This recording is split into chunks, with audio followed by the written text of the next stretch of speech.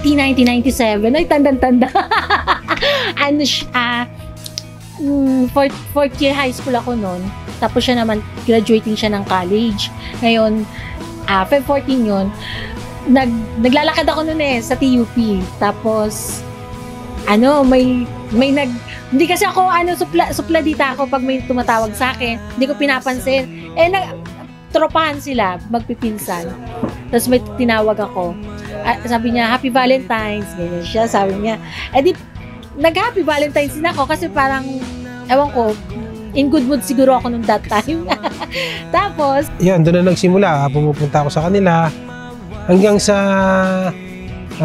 napalayo ako dun sa lugar nila kasi mas ahead ako sa kanya nag-aral. Mas older ako. Kaya nakatapos ako ng maaga, nakapagtrabaho ako. Ikaw lang gusto kong makasama. Di ko na kailangan ng iba pa. Pag sinabing sa pamilya, pamilya talaga. Priority talaga yung pamilya. Tsaka yun yung pag-aasikaso sa akin, sa mga bata, talagang andun siya. Hindi siya kahit yung medyo hindi maganda yung pakiramdam. Siguro normal talaga sa nanay yun at sa asawa. nagustuhan ko sa asawa ko. At tinutupad niya yung sabi niya na gagawin niya akong prinsesa.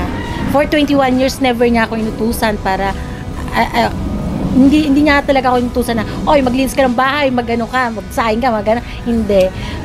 Mahihiya ka lang talaga sa kanya. Kasi siya na mismo yung kukusa. So, syempre, mahiya ka. Kasi gawain mo yun. Ganun siya. At saka malambing sobra. Yung promise ko naman sa kanya, yung syempre, yun nga yung madalas kong sinasabi sa kanya na yung mga anak namin, pagdating ng araw, iiwanan kami. Kaming dalawa lang talaga yung matitira sa aming bahay. So, siyempre, yung pagiging unang babae sa buhay ko, special, lahat ng kung kaya kong ibigay, yun yung promise ko sa kanya hanggang sa pagtanda namin. Ayun, tsaka mahal na mahal ko siya. Nararamdaman naman niya yun. I love you, see you later.